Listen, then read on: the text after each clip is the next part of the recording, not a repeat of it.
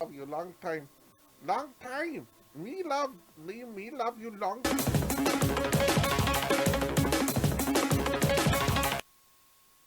You don't hear you. Oh, man.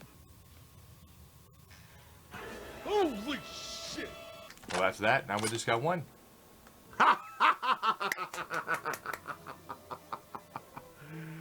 That's outrageous. What the? Oh, yes. It feels so good.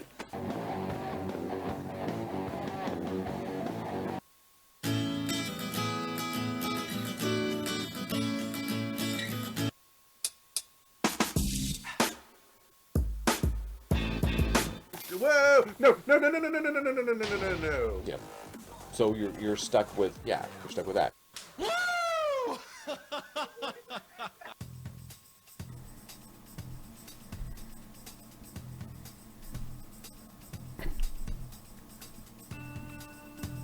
How you doing?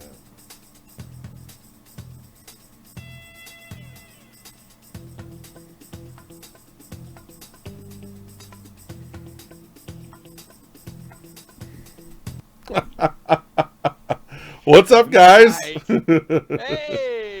what's up, guys? What's going on? How you doing?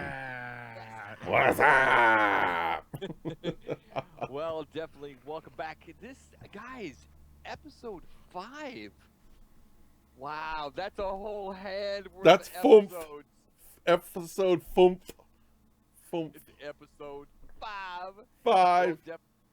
Welcome back, everybody. We're going to do a quick sound check. We're going to check with the chat, make sure that all of our levels are appropriate. If somebody in chat, maybe a mod or someone can check our levels, make sure that we're all, I am Head Wound. I. Right is, Chaos Chunk. and the guy at the end. You're listening to Radio Code 10. I love the voice code, especially when you do that. Otherwise, I hate you. You know, I got a little bit of Yeah, wood there, I Code. hate you too, buddy. You gave me a little bit of wood there, bro. I'm telling you. Oh, And boy. got you a little moist, did I? You got me a little moist in between my legs, buddy. I'm telling you, man. Oh, jeez. Yeah. Hitbox is giving me the thumbs up over here. The All thumbs up, huh? Okay. Yeah, we No, got the thumbs up. Wow, the thumbs up. And low headwind is low. Okay. So maybe it's another broadcast station issue. Chaos is loud, but that is normal. Well, Yeah, that's pretty normal. yeah. It's Yeah. really normal, actually. Okay. Let me All right, cut so, me down a yes, little bit definitely there. episode 5. We got some great stuff for you guys. Let me go ahead and take off the glasses. I'm going to leave the hat on because I like the hat, and my headphones are, on top of it also. We got a good week. Lots of cool things coming up.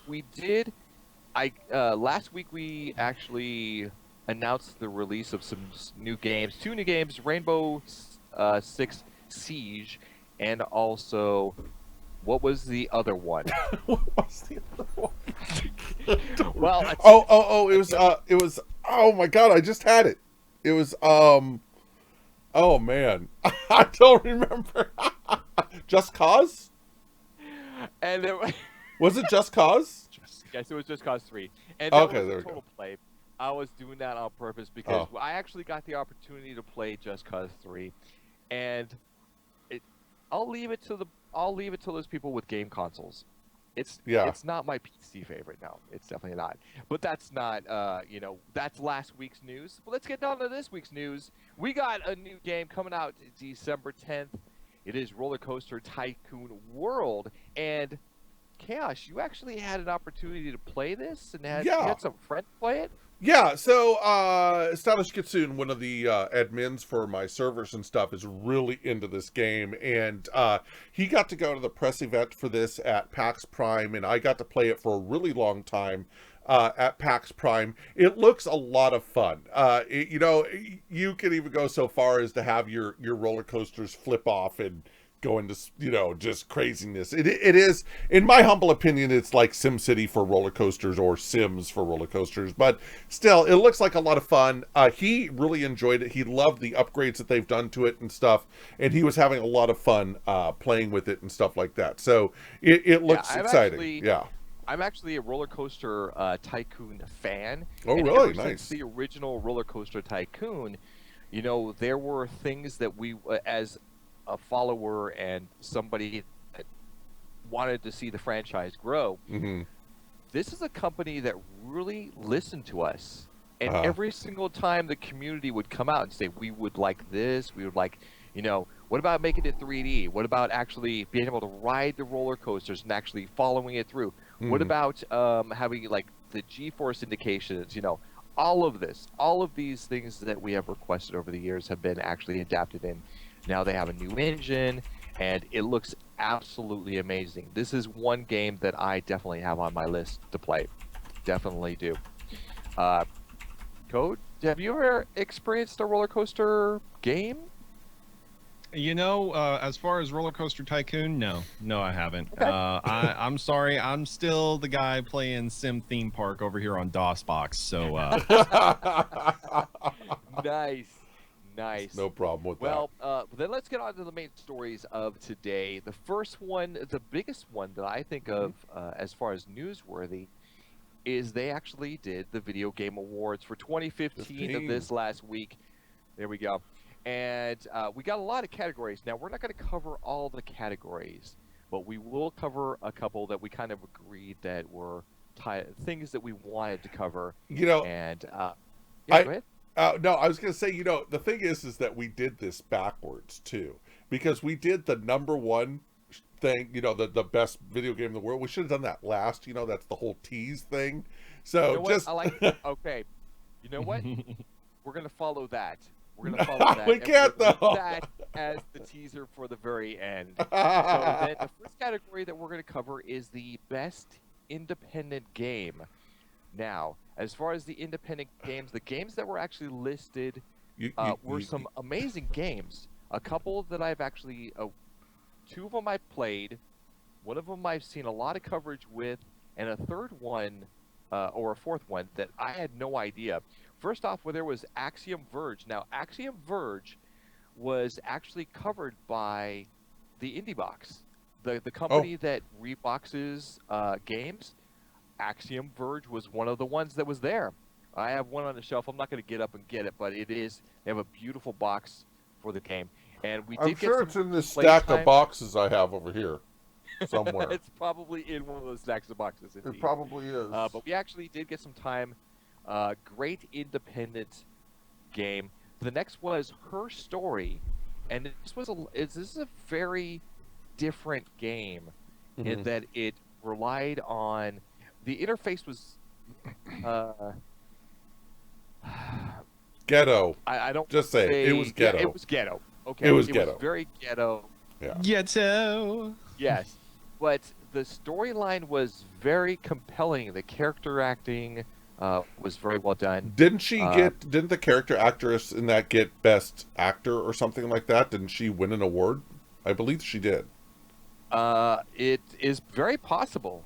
It is very possible that she was the one, or that at least that she was one of the nominated. No, she definitely won. Her Story did win, and I'm pretty sure that she won for that. Yes. Yeah, so that tells you right there that it's like, there you go. The next one was Ori and the Blind Forest. This is a stunningly beautiful graphics game. Environment's stunning.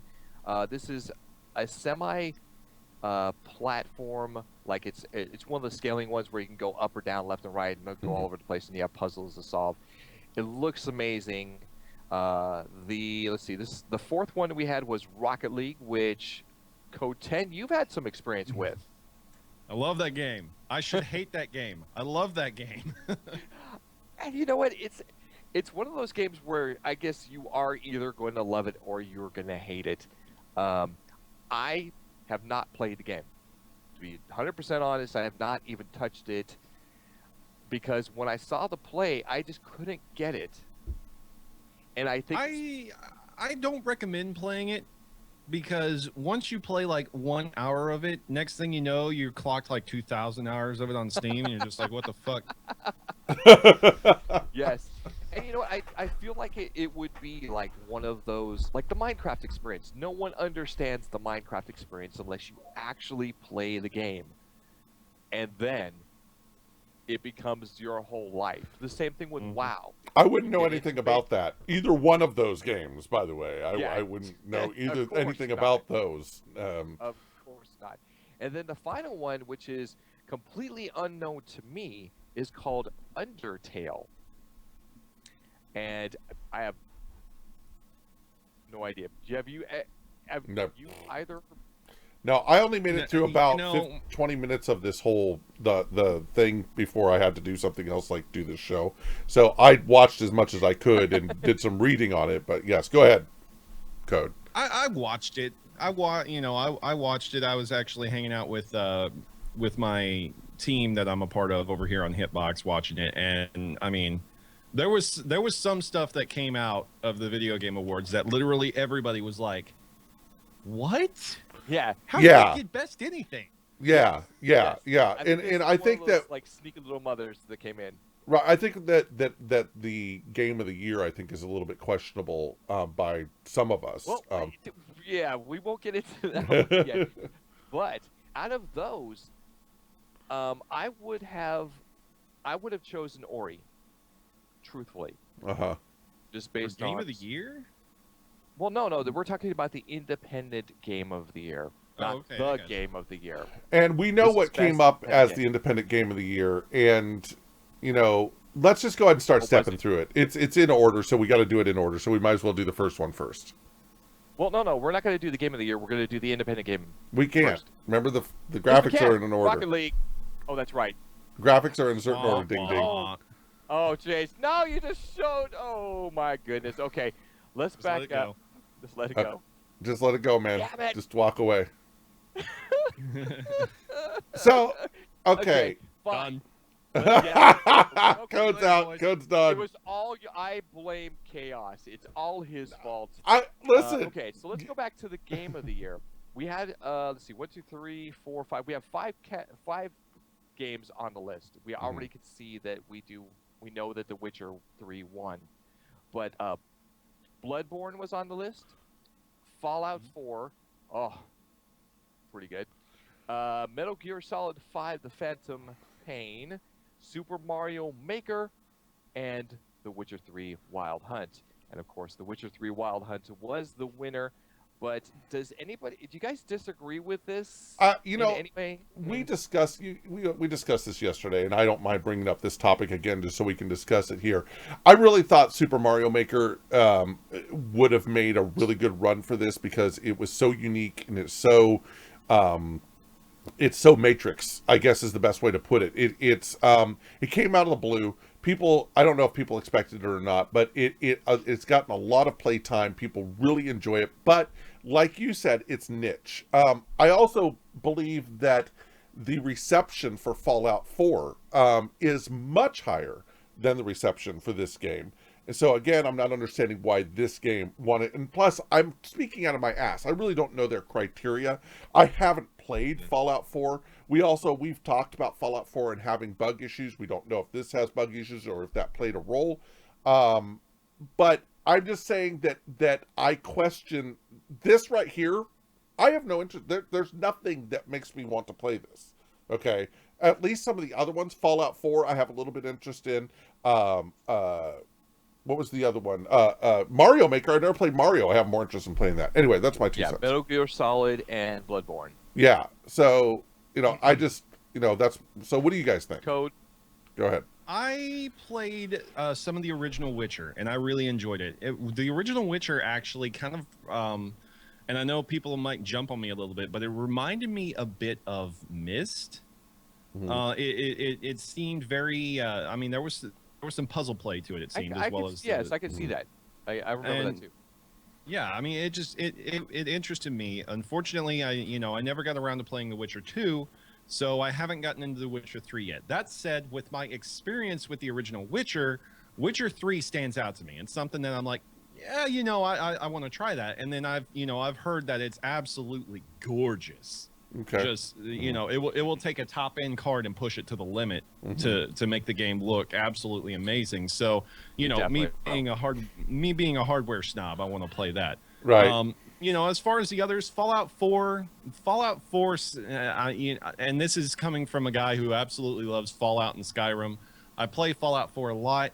I think as an action shooter with RPG elements, it stands on its own. I don't know if it yet qualifies for anything best or anything game of the year. And Mario Maker, I'm sorry, I'm gonna go against the grain on this one. I don't think Mario Maker should even be in the running because it's not a game. It would be like saying Happy Wheels is up for an award. It's not a game, it's a platform. You know what? I would tend to agree with the majority of that.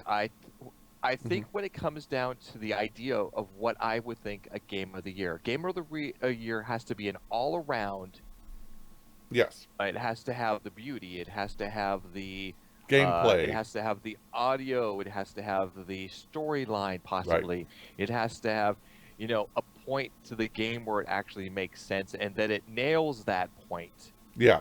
So yeah, I'll give it that. It has to nail that story. If it is like the platform game, Super Mario Maker, it does an incredible job in what it was made for. It was made to be a sandbox game for Super Mario. Right. That you could post to other people, and that's incredible. Fallout 4, I think, it doesn't deserve the top award. It's an incredible game, don't get me wrong. But Metal Gear Solid 5, I've read a lot about this. I've seen the reviews. I thought it looked tremendous. Witcher 3, I've had personal friends play it while I was around, and it looks incredible. It plays well. It's refined. Its story is driven. So, do you want to, so you mentioned Metal Gear Solid, and do we want to go ahead and mention the other newsworthy thing that came out of this? Is the creator of Metal Gear Solid 5, Kojima, was asked legally by Konami not to go to this award ceremony. He was approached by a lawyer, by them, and told he could not attend this. Okay? That is just weird. I don't understand this. Whether it is it some. There's some question as to whether he's still employed by Konami, and there's some question as to, you know, if he was let to go, would he have said something, I guess, about... can he be a legal representative of the organization? And is it a disgruntled situation where they're afraid that he's going to badmouth the organization? Right. But, you know, this leads to another topic that I kind of wanted to touch on, and that topic is this. Okay, these people are working for these big mega corporations. Okay, and let's talk about Blizzard, for example. Okay, as far as I'm concerned, Blizzard artwork is some of the best artwork for video out there. They just knock it out of the freaking park. Okay, so that artwork is made by artists, but yet we go around and we look at artists, you know, Van Gogh and Monet and stuff like that. Blizzard isn't the artist. The person who drew the picture is the artist, okay? But yet they're working for the company. So that becomes the company's assets. But when does the person that actually did it get the recognition for the things they did, or should they not, because they're being paid for by the company, and that is their recognition? You understand what I'm saying? Yeah. That was a question. Well, I don't know. Code. This is one of those situations. It's just really, really bizarre because, you know, as you said, there's question as to, you know, is he still employed? Is he not? Maybe there was a severance package involved. And if there's a severance package involved, there better have been a severance package involved. You know, what kind of legal implications are behind that? What kind of legal sway does Konami have over Kojima and so on and so forth? This is just a blatant case of you don't know what you don't know. You know, right? And yes. I think yeah. Kojima granted, where he comes from, society and everything acts completely different from where we come from. Right.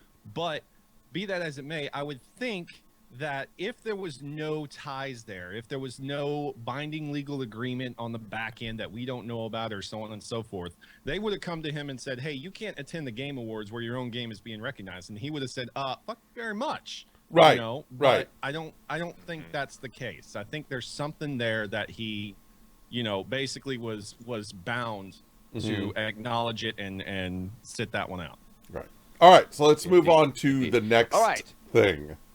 And the next one is one we kind of already discussed it. It was the Best Independent Game Award, and it was Rocket League. Now, again, going back to Axiom Verge, Her Story, Ori, Rocket League, and the Undertale, which I have no idea what it is. This is a close one for me. I understand Rocket League. Code has played it. Played a lot of it. Yes, played a lot of it. But do you think it Independent Game of the Year? I can see where it got it. Okay, like I always say Why? that. Well, here's the thing. I always say that I should hate this game, and I should. I hate driving and racing games. I don't play them, and I absolutely hate sports games. I don't know why the hell you would play a sports game. You're playing a game simulating a guy playing a game. It's gameception here, but. Second Life. All that said, I cannot get enough of Rocket League. It just blows me away. It's very simplistic. It's easy to get into. It's difficult to master. And it's just, it leads to some of the most high-flying, crazy, oh my God, that just happened moments I've had in gaming. So I can see where it walked away with the best independent game. I'm not going to sit here and say that, it deserved it above these other titles, but I can see where it was definitely in the running. Well, okay, Chaos. I haven't played it. Again, I'm an echo what Code said. I'm not really into games like this. Okay, I don't have the Ritalin infused blood drip, intravenous blood drip coming into my freaking soul to be able to play something like this. Okay, this would frustrate the holy living crap out of me. I would probably break something playing this freaking game. Don't play Chaos mode then if you ever did. Which is, oh, Jesus. Which is one of the things that, keeps me from playing some games. The thing that I want to mention about Rocket League, okay, and I liken myself to being able to kind of put a pulse on some things like this. And what I'm talking about is this. Rocket League came out of freaking nowhere. Okay. Came out of nowhere. Shot to the top of Twitch. Okay. Sat up there for a couple weeks. And then did exactly what I said it was going to do. It dropped right back to nowhere. Okay. So this brings me to my question. Okay, currently Rocket League looks like it's like the 20th. It's below World of Tanks. It's below Magic the Gathering. I'm sorry, Rocket League is even below gaming talk shows. It's below RuneScape, Fallout 4, Ark, okay, on the category list for Twitch. We're sitting on Rocket League right now. Okay. So what I'm trying to get to with Rocket League, okay, and these games that kind of just shit themselves out of nowhere and all of a sudden are at the top of the Twitch list. How? Well, I think what it is I think this is one of those scenarios where the company was able to push it out to a lot of broadcasters at the same time, and it got really good launching. Now, as Code has indicated, that once he starts playing, he gets addicted. Yes. And he spends a lot of time playing. But will that actually hold fact where everybody... I think it may be a great one of those games where you can get in, play, and then get out in a very limited amount of time and not worry about, the story, because there is none. Right. And as far as the broadcaster goes, it may not be one of those games that you can play over and over and over and keep the audience. And I think that's what we're seeing. Well, because you're not going to have any audience interaction while you're playing it. Okay, you can't concentrate on the game and your audience. So, As far as this category, I don't think that the choice made sense. I would tend to agree. I don't believe the choice makes sense. Uh, this was up for another one, multiplayer also, and it lost multiplayer to Splatoon. And I'm kind of we didn't cover that category. I just wanted to mention Yeah. I like Splatoon because it's unique in its approach, okay? But Splatoon was up against Destiny, okay? And I should have brought this up yesterday. We should have added this in multiplayer. Splatoon was up against Destiny, okay? And Destiny has crushed Splatoon in regards to anything, okay? That's another one that I'm a little bit iffy as to why heck, this has crushed Splatoon, okay, in regards to anything, but yet you're going to make Splatoon the multiplayer game. So again, that was Okay. just another one I just We're want gonna to get throw on in to there. the next Go ahead, go on to category. the next one. Thank you very much. The next one we're going to cover is the best action adventure category. 5 games: Assassin's Creed Syndicate, Batman, I could never say Arkham this. Asylum. Arkham Knight. Oh, Arkham Knight. Yes. Okay. Metal Gear Solid 5: The Phantom Pain, Ori, and The Blind Forest. I was confused about this one. And then the final one, Rise of the Tomb Maker, the brand new Tomb Raider that just came out. And of course, as we can see, Metal Gear 5: The Phantom Pain won the game for. And it says the people are saying can you still hear me? Yeah, we can hear you, but your cam's frozen. Well, Just don't worry about it. cam is frozen. Don't worry about it. Just move on. Okay. Just go with it, bro. Just Just go. go I with just it. have this beautiful Run with it. smile on my face. It's a sexy and picture of that's you, all that man. matters. It's a sexy picture. I'm gonna go with it. Yeah, go with it, man. So I agree. I agree in that the best action adventure. I have not played any of these games. Have You know, any of you guys played any of these I think I own Metal Gear Solid 5. I think I have it on my Xbox. I think it came with my Xbox, as a matter of fact. Oh no, sorry, my bad. It came with Gears of War. I don't know what the difference is. Ah. I'm sorry, my bad. I have not played it, no. Oh boy, how many enemies did I just make right there? Nice, Shane.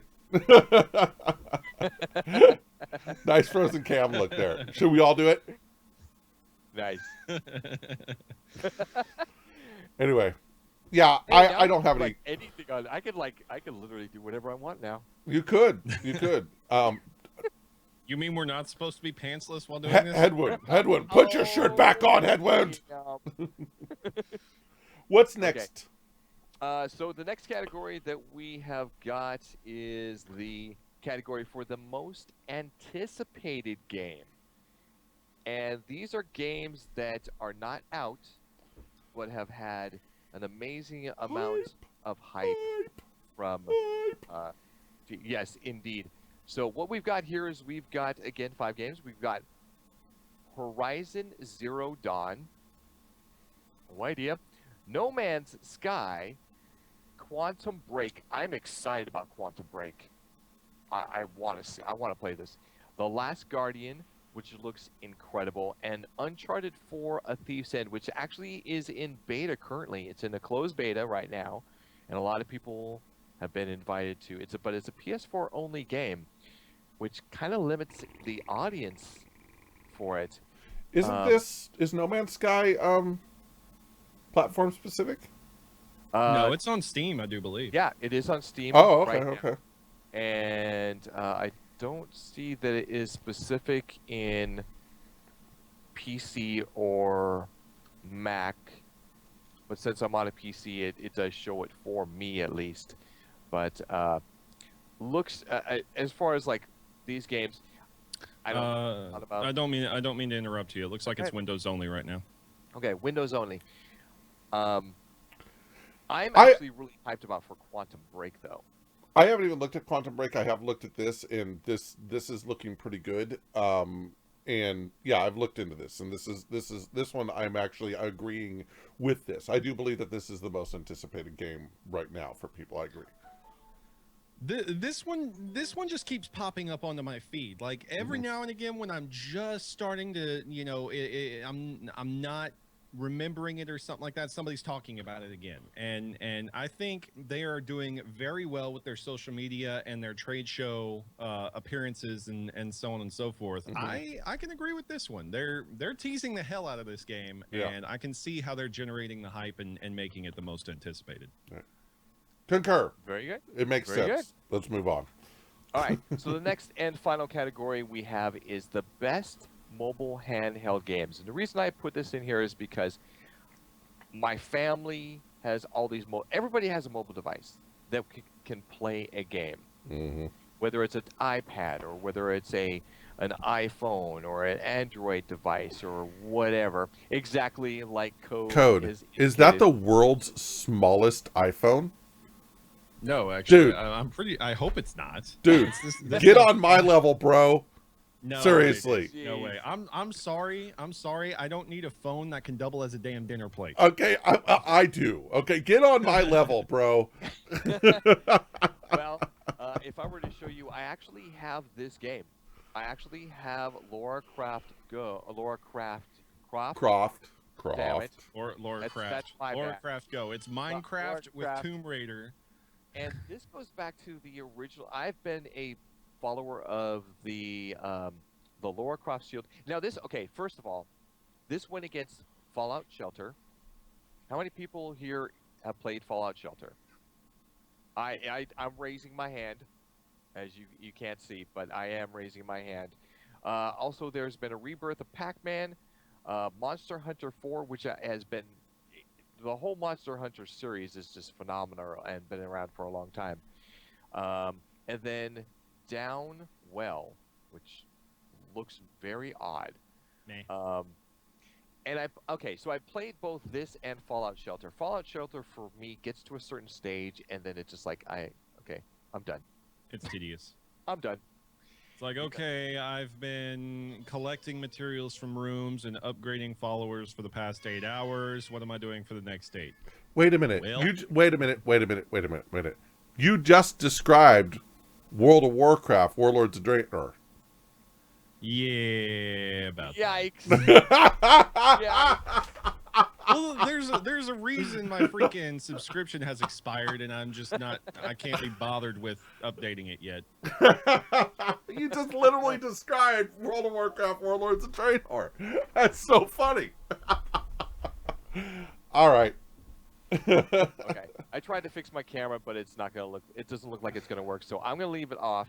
I'm going to have to say that this picture is much better than your camera. Thanks, man. I'm here for you, I brother. appreciate that. I'm here for you, buddy. So, as we said, the winner is Lara Croft Go, and I've had time to play this, and it reminds me of the original Tomb Raider, and I've spent every single waking moment tapping on the screen for this game, and getting Laura to jump over things and avoid traps and find loot, and it's $4.99 on whichever. There you go. It's whatever platform you want it on. But this, I agree. This was a great game. Best mobile game. I agree. Definitely agree. All right. Given the choices of I could go with it. Given the choices. Yes. And were there other? I mean, there's thousands of mobile games out there. Who to say this was the best? They did. I have a tendency. If anybody wants to talk about mobile games, and I don't mean to go off on a little tangent here, or digress, if you will, but actually that was the wrong terminology. Did you turn down your mic? Did I turn? Yes, I did. I'm sorry. Okay. Down the mic. I had a little screaming in the background. I had to turn it down real quick. Anyway, what is with the trend of A-list celebrities suddenly getting involved with mobile games? I mean, first we have what's her name over. It was Facebook ads crazy for that freaking strategy combat game. I forget what her name is, and now we've got Arnold Schwarzenegger and just showing up in another one as a general of some such, so on and so forth. What the hell? God man? of War is what it is, and it's that little tart. I forget what her name is. that she's supposed to be cute and beautiful. I don't much think that she is, but that's my personal opinion. But there's a simple thing. The simple thing. Celebrities sell product. Yeah. And they see how Gods of War sold. Because I'll tell you what, this is the same thing as VR. This is the same thing as, there was another thing that I was going to use as an example of shit that they're cramming down our throats. Oh God, here we go. It's all stuff that people think is good just because little tart sexy girl stood up there and said, "Can you defend me?" or whatever. Okay, that's all it is. Okay, they're cramming products down our throats that have nothing. Anyway, that's my we'll 2 disagree cents. on the VR aspect because you think it's a gimmick. I think it's the wave of the future. But hey, Hey. did anybody else notice that I can like start invading Headwound's cam?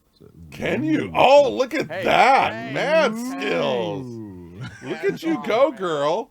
Yeah. Wait a minute. All right. Well, we're going to move on to the next thing, which is talking about Steam and the final ability to delete those stupid freaking GIFs and shit. Oh my God! Thank you. Be right back. I'm gonna go delete heavy bullets off of my Steam. Holy shit. Okay, when your list of the games get to be like more than 50, 80, 120, I've seen people who have had 150 plus games on their list. How do you find out what you want to play? I don't know, man. I'm sitting here on like 70 games right now, and literally all yesterday I was sitting there staring at my Steam like, what the hell do I want to do with my life? Yeah, you're like, okay, that's a good one. Shit. So this is pretty cool. Yeah, shit. I was gonna. This one's all right. This Shit. is, Okay, you know, shit. but I would have to say about this function is why wasn't it there to begin with, and why is this news?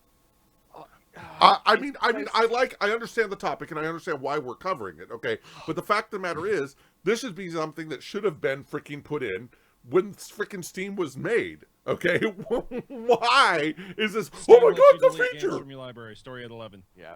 Exactly. Jesus. Anyway, Yeah. yeah. So, no, I mean, for the longest time, it was that in order to remove a game from Steam, you had to call their support, and you had to prove who you were, and you had to put and send in a document that you want. You had to actually send them something that said, "I am this person.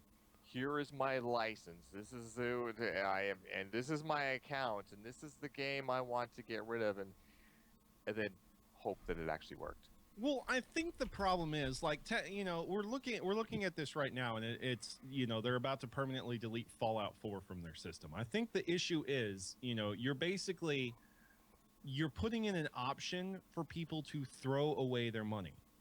Like you know, when you permanently remove the game from your account, there's no going back. The only way you go back is you buy it again, Chief. And you know what? Actually, this brings up an interesting thought. What happens to all those little extra, you know, the achievements? What happens to those achievements? Can you wipe out your entire achievement list? By deleting games? Yeah. Why would you want to? Again.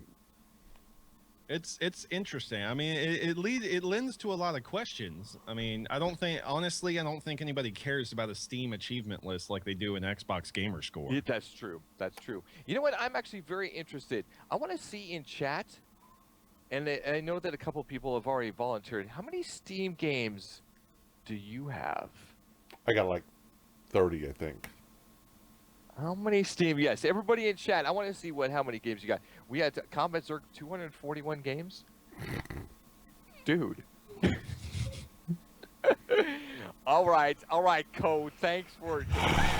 It looked like your arm was going through like Chaos's head. Well, there's not a lot in here, so Yeah, it could probably there's definitely a lot pass of space through. up there, you know. So yeah. All right, Chaos, you got a pretty interesting top. What's your top? Yeah. So the reason I wanted to cover this is because I've met a lot of the guys. If we could switch the graphic, please. Nobody So cares about deleting Fallout 4. we got in on the press event for Gigantic at PAX Prime, and you know, a bunch of people that are really passionate about a game, and you know, I have to taint myself here in my compassion for the people that are doing this game, for the fact that it's going to fail, and I called it back when I saw it, and unfortunately. So the news about this is that they have pushed back release to 2016, and they have laid off 16 people from their studio. Okay. You know, I don't know where Gigantic went wrong. Okay. But just by the people, the lack of people that are talking about the game, just by the lack of reception at the events and stuff like that, how do you take a train that people on the outside can look at it and say that train is about to go over that cliff, and I know it's going to go over that cliff? Yeah, I feel bad for these people because they put their heart and soul into this game. It's a good premise.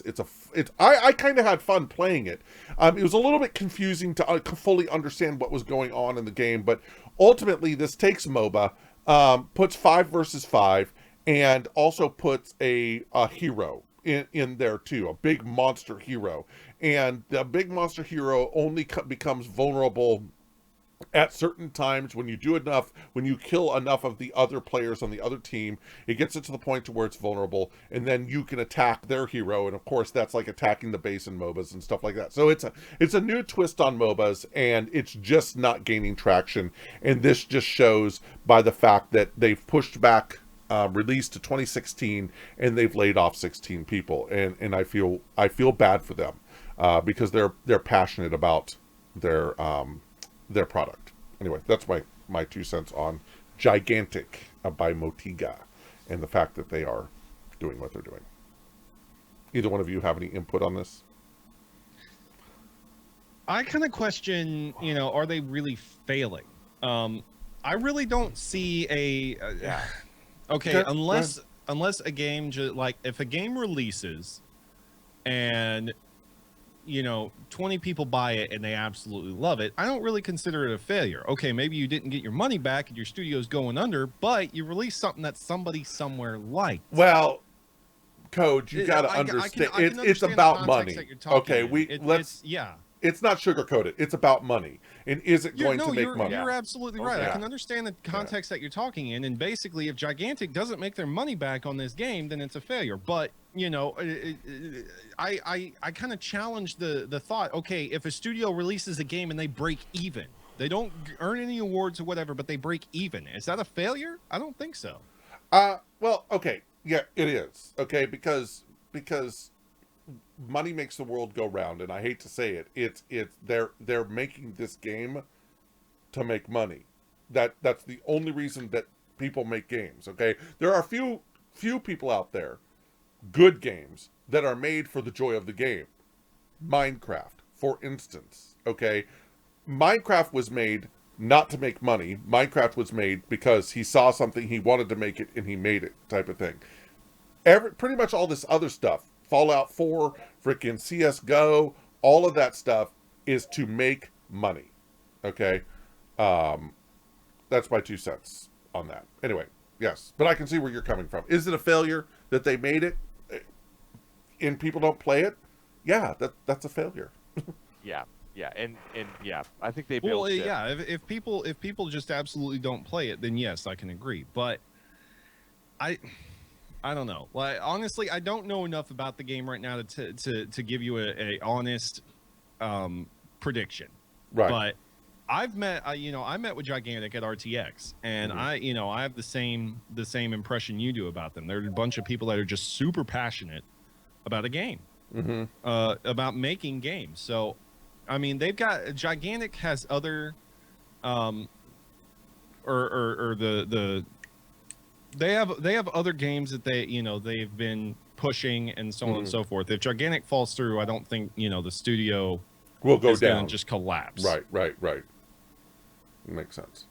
All right. So that's Gigantic. Laid off 16 people. They all got severance packages. They're all getting help with employment and stuff like that.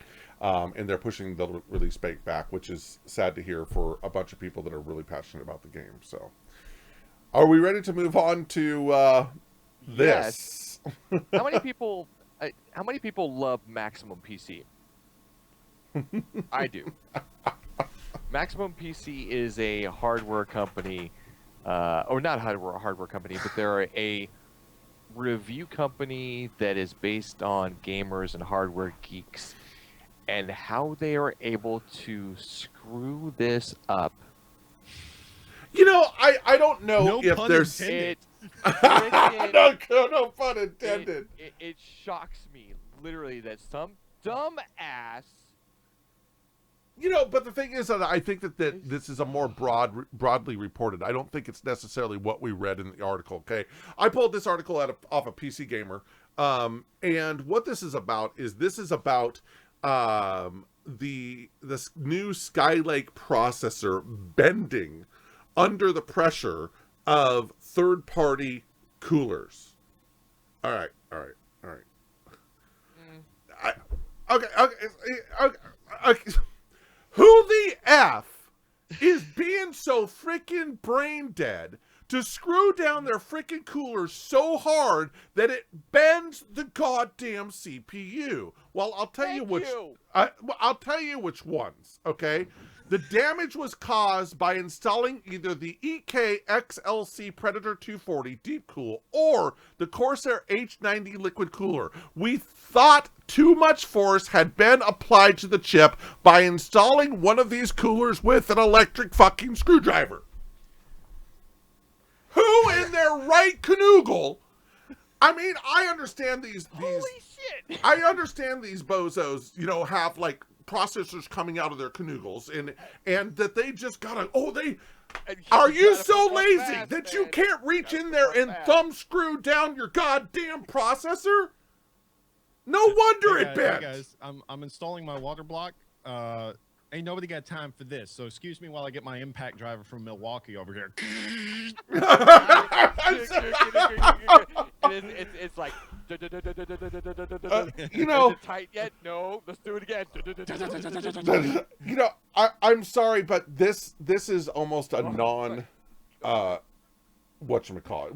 Go ahead and talk to me. This does bring about a discussion. Okay, first of all, I think when Skylake was first launched, I'm part of an overclocking community, and we try to stay on top of the latest technology coming out. When Skylake was launched and a lot of people got hands-on and started looking at it and comparing it and so on and so forth, obviously some of the first things we do is a physical comparison, and we noticed then the wafer is thinner. Right. And we asked Intel, why? Why did you do this? Because, and I want you guys to think about this. Look at this picture right now. Don't worry about the bend.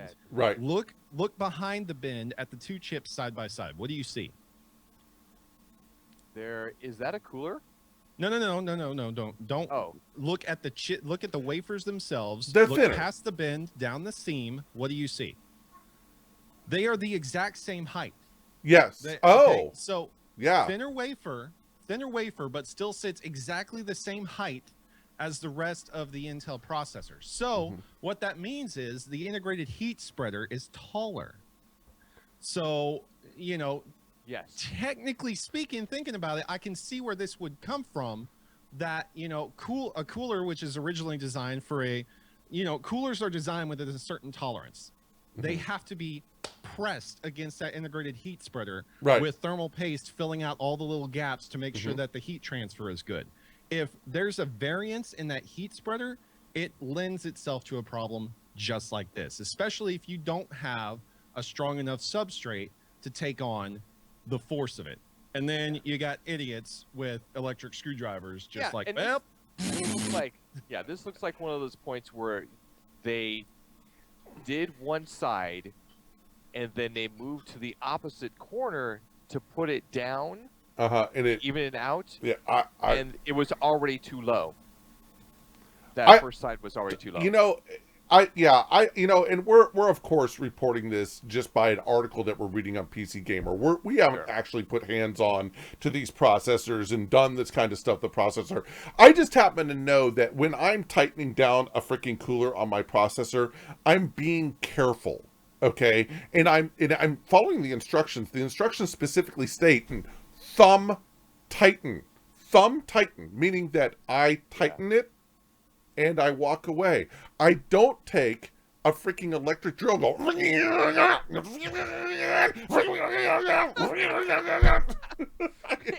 He's got. I can just picture Chaos with a drill press.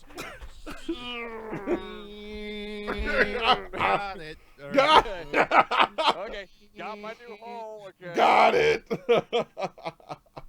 No, you know, when I build computers, it's a thing that I do. When I have money for it, I do it. And I'm with Chaos here. Like I thumb tighten it down.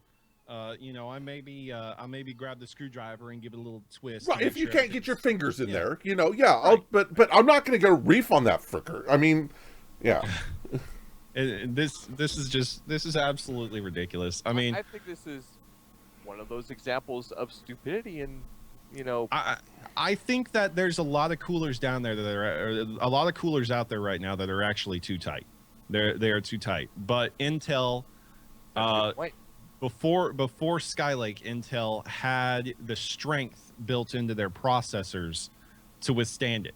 Mm-hmm. And I think in Skylake they kind of went away from that and focused more on the performance aspect and so on and so forth, which honestly doesn't really. I say that and I'm sitting here saying to myself that doesn't make sense, because I'm sorry, I'm not even interested in upgrading to Skylake. Like, none of the numbers on Skylake have me getting out of bed off of my Devil's Canyon. What the hell? Okay. So the question is, who does that? Why would you use an electric anything near your processor? And two, why did Intel build it this way? Yeah. Well, I think they wanted to get the opportunity to expand the chip itself into something, a new technology, a new way of designing chips, an easier. If you understand anything, materials. If you understand anything about processor construction, the wafer thickness has nothing to do with the chip. It's the physical size of the die on the chip that changes. Right. Exactly. Who knows why they did this? But the thing is that the fact that this bent, it's not necessarily just this gentleman that bent it. It's the fact that it bent, and what they're doing is they're nitpicking on the people that are looking at this are going, oh, it's thinner. Well, let's prove that the iPhone bends. Oh, well, let's bend it. Okay, let's prove that the iPhone catches on fire. Yep, it caught on fire. Do you understand what I'm saying? Do you understand my analogy of where I'm leaping there? They're taking it's like they're purposely picking at something just to pick at it, just to prove that they picked at it. Oh, it's thinner. This is bad. This is why. Bullshit. You tightened it with a freaking screw, or you tightened it too tight. Yeah. There's nothing wrong with the damn thing. Out of all the production CPUs that were actually made for Skylake, how many did people actually put on and had no problems with? No bending, right? No other. Versus there's plenty. There's plenty. And like I said, I think there's too many, or I think there's a lot of coolers out there that are too tight. Like, I could probably pull my cover off right now and look at the back side of my water cooler, and I might notice my motherboard bulging a little bit. Yeah. But I think that, and they said it themselves in the article, they've used that electric screwdriver before to tighten down Haswell processors and so on and so forth, and everything was fine. And assuming that they didn't have an operator headspace and timing issue, and they use the exact same technique for this one, then obviously, I mean, you can just look at it. The thinner substrate is a problem, but you're absolutely right. How many people have installed Skylake and it's been perfectly fine? This isn't a systemic problem, Right. but it is a problem. No, this is just pointing out that there are some people that are too stupid to actually put together a computer. I wouldn't go with stupid. Okay, stupid's a really strong word, even though I love using it. I would go with they are in. I can only imagine, like I said back at the beginning of this, I can only imagine how many PCs these guys put together and take apart in a day or whatever. Yeah. And pretty much probably speed is of the essence. And probably what has happened is they, in the case of speed, okay, they have started using electric screwdrivers. None of us in our right mind would have an electric screwdriver anywhere near our CPUs. But they... for the speed and trying to push things along, I can understand it. And while Jimmy Joe Snotrag is out there, and oh, I bent it. Okay, I think we kicked this dead horse. I think after this show, I'll contact William Spires over at Killshot because they build PCs, assembly line style. I'll ask him, hey, how do you tighten down your coolers? Yeah, definitely. All right, well, let's move on. Code, you got some other topics that you'd like to cover. What are they? Shoot myself in the face with this game, guys. Paladins. Bang. Paladins, Champion of the Realm. This is a new game from Hi-Rez, which a lot of you people will know Hi-Rez from their hit MOBA Smite.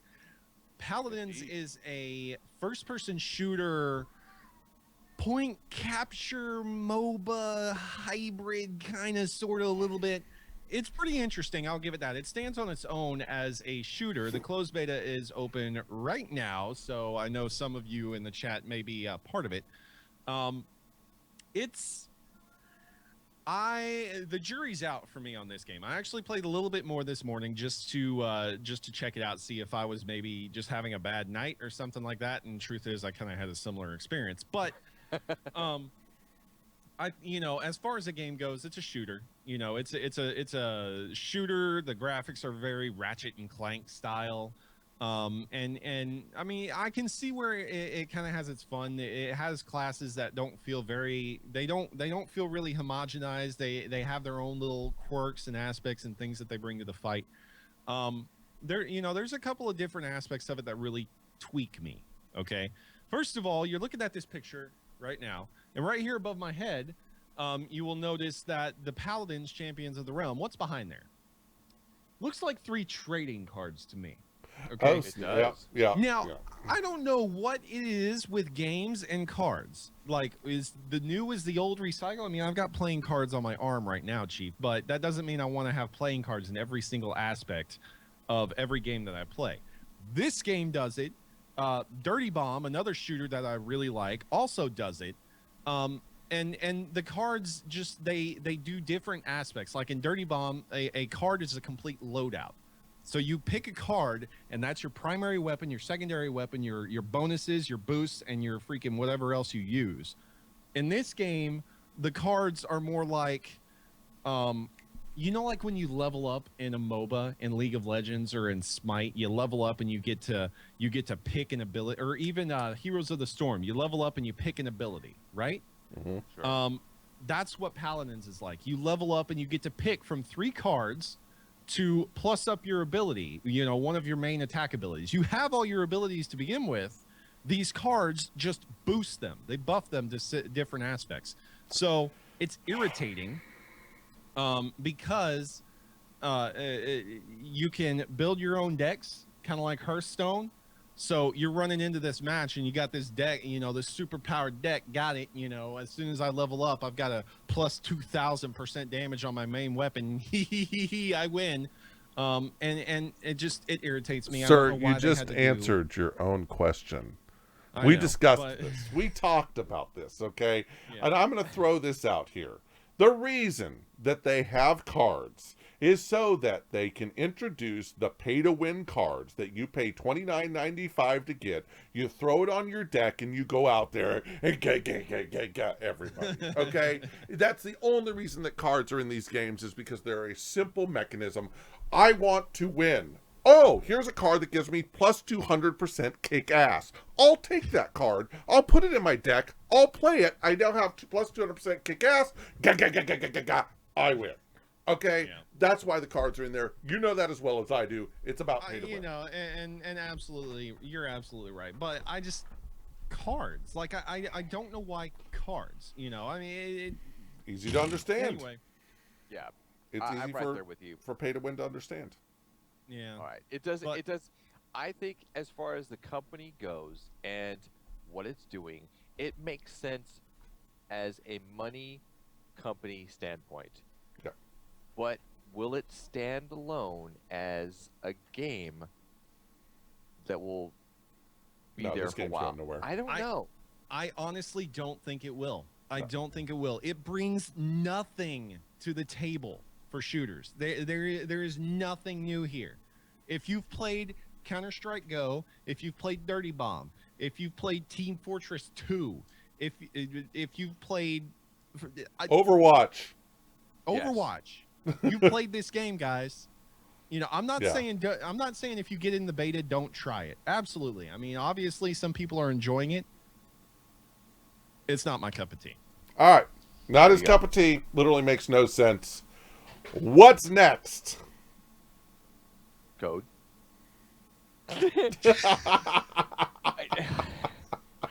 This, on the other hand, makes absolute sense. Okay. Oh man, so Final Fantasy VII remake. You know, we talked. We haven't actually covered this in the show yet, but during E3, I believe it was. During E3, it was announced that Final Fantasy VII was getting a reboot. Finally. Okay, Finally, after a decade plus of Square Enix being like, no, we're not remaking Final Fantasy VII because we do not remake Final Fantasy games. Meanwhile, we've got, or you know, we're not giving a sequel because we do not do sequels to Final Fantasy games. Meanwhile, we've got X2, we've got 15-2. Wait a minute. That's Final 14 Fantasy reboot. VII. You don't make sequels? What? Okay, can you give us laymen who have never touched Final Fantasy in our entire lives, don't know anything about it, why are we remaking this? Why is this a thing? What's the deal? What is this game? Talk to me. Is it an MMO? Is it Final Fantasy VII is probably the most successful Final Fantasy title, period. Okay. It released in PlayStation, like the original. We call it PSX now, Void Cup. There's no other Final Fantasy game that's actually come close to Final Fantasy VII in terms of success. The story, the character depth, the shock, the surprises the game gave you, and everything like that. It's unreal.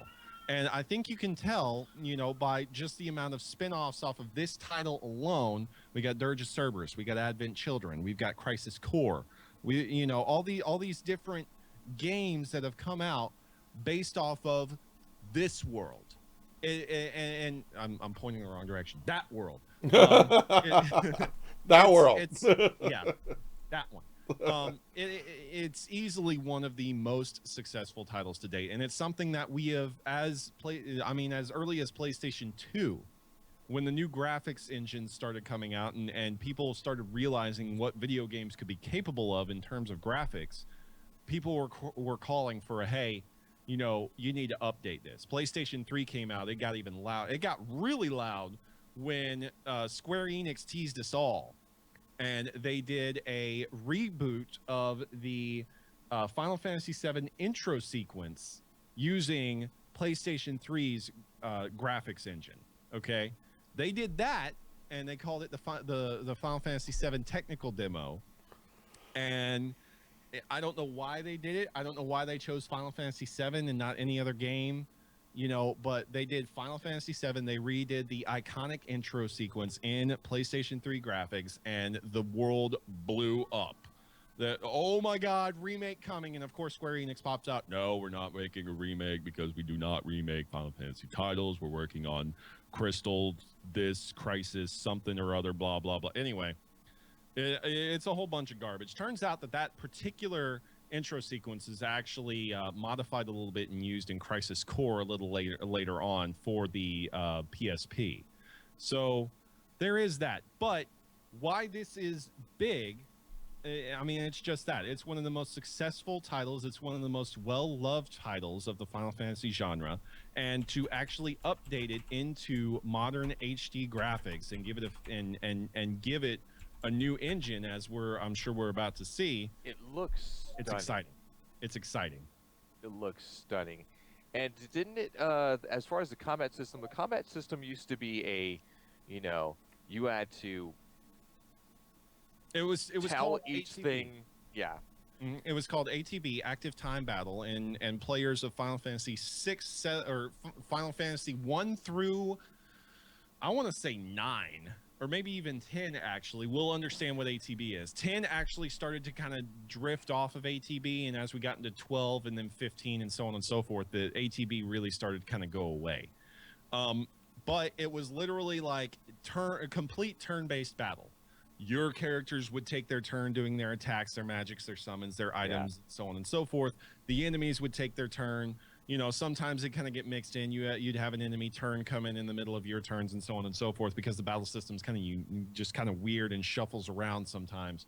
But it was very, very turn-based, and you know, I think that's one of the things that endeared it to me, because there was many times that I was literally sitting there staring at my character, waiting for the weight gauge to fill up so I could do my turn. Like, I just want to run across the battlefield and choke the shit out of this guy. And now you can literally just live get in there, start swiping at stuff, and yeah, it has they have just recently released at the what was that conference that just happened? The Sony I don't know. I didn't pay attention to who was actually doing it. It was at the PlayStation conference. And they just released some gameplay footage and so on and so forth, revealing that it is an actual action RPG style combat system. So something that we're a little more used to maybe in Kingdom Hearts or Crisis Core, a 360-degree battlefield that is very fluid, very rapid in decision making, and grabbing different items, or grabbing your different commands and so on and so forth. It's pretty interesting to see. All right. It looks tremendous.